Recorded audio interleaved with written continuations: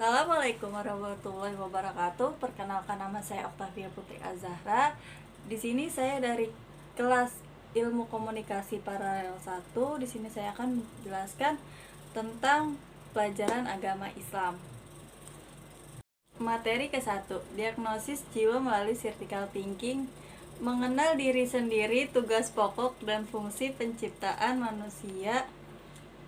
Dituliskan arti dari Surah Al-Baqarah ayat 30 yang artinya, ingatlah ketika Tuhanmu berfirman kepada malaikat, sesungguhnya aku hendak menjadikan seseorang khalifah di muka bumi. Dijelaskan khalifah membawa misi ilahilah. Artinya firmannya, tiadalah diciptakan jin dan manusia kecuali untuk beribadah. Nabi Muhammad SAW bersabda, barang siapa yang mengenal dirinya maka telah mengenal Tuhannya. Tugas pokok dan fungsi penciptaan diri manusia.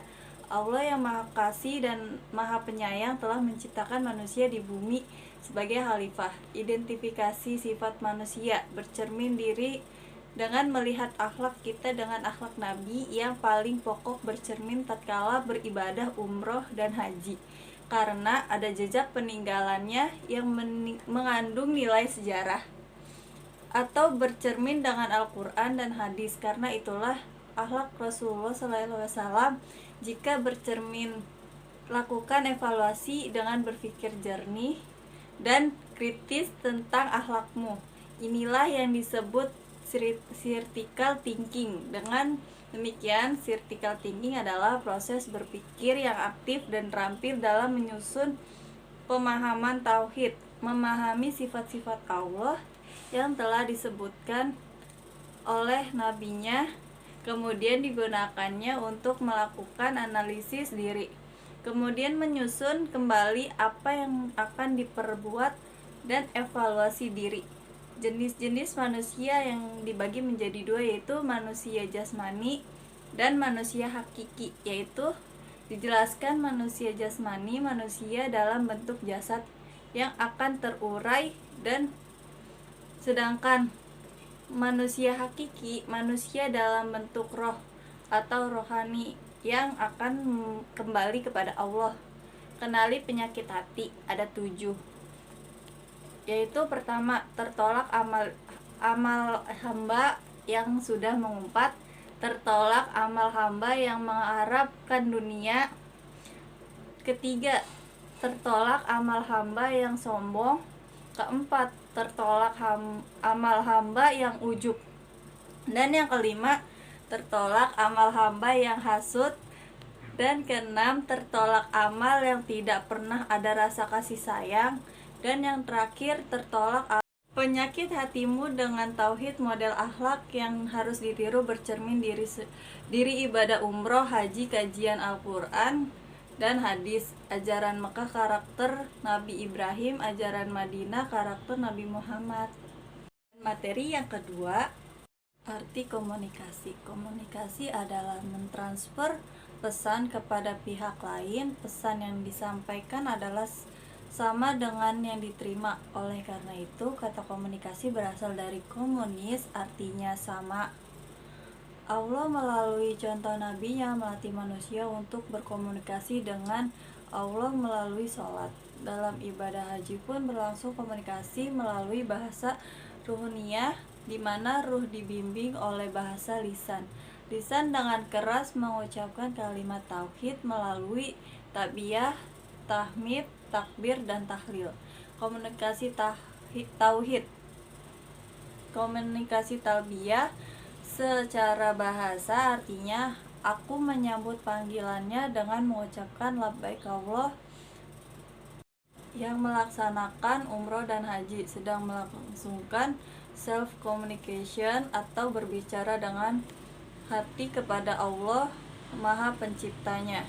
Jadi berziarah untuk ibadah haji, di dalam terjadi proses komunikasi yang intensif dengan Maha Diraja. Komunikasi akan berjalan dengan baik andai disampaikan dalam gelombang frekuensi yang sama. Unsur komunikasi: 1. Pemberian pesan atau sumber. 2. Pesan. 3.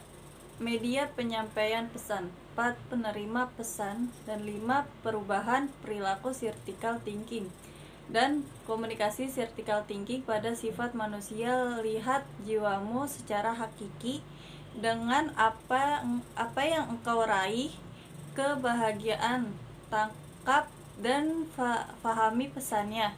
Integrasi lisan dan intelektual, membangun komunikasi dengan Allah, pandangan fahami penciptanya, temukan sifatnya, panggilan asmanya atau zatnya, menggurau dan melaksanakan pesannya. Sudah teridentifikasi sifatnya, pakailah sifat itu oleh dirimu. Iman dan takwa memiliki sifat ketuhanan. Indikator iman yaitu sabar, syukur, ridho.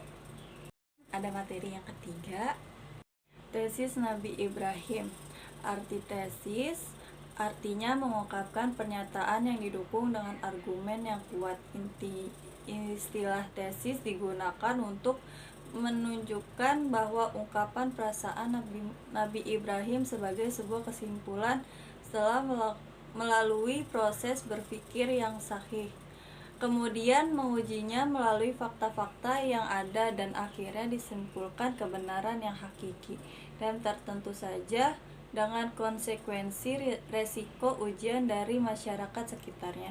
Tesis Tauhid Nabi Ibrahim, langkah inovasi dan pembaharuan bagi bangsanya yang tenggelam dalam kebodohan sehingga tenggelam dalam kesesatan dan keterpurukan bangsanya. Karakter beliau adalah pemberani dan tegas dalam prinsip ideologi sehingga berani melawan arus ideologi bangsa pada zamannya.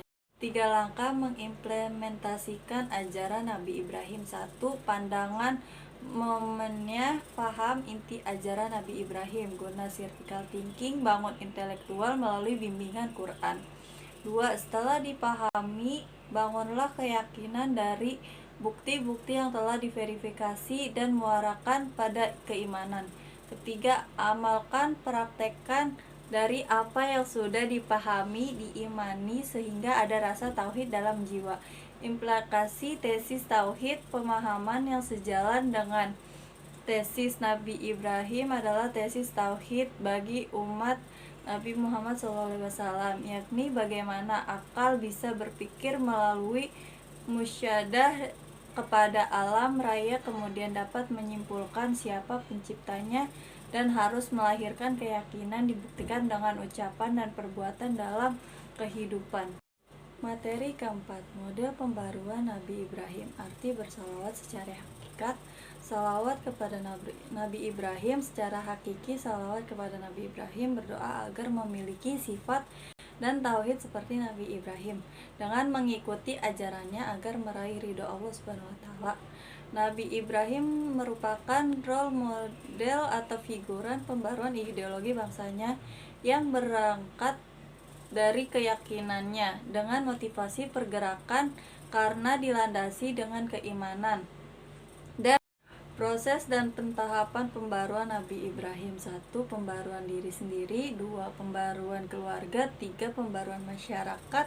Dan yang keempat, pembaruan bangsa dan negara. Pembaruan diri sendiri, pembaruan yang dimulai dari diri sendiri sama dengan matahari yang bercahaya dari dirinya sendiri. Jauhkanlah aku beserta anak cucuku dari menyembah berhala-berhala. Quran Surat Ibrahim ayat 35.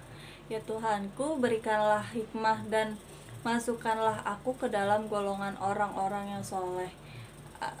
Ayat 83. Dan jadikanlah aku buah tutur yang baik bagi orang yang datang.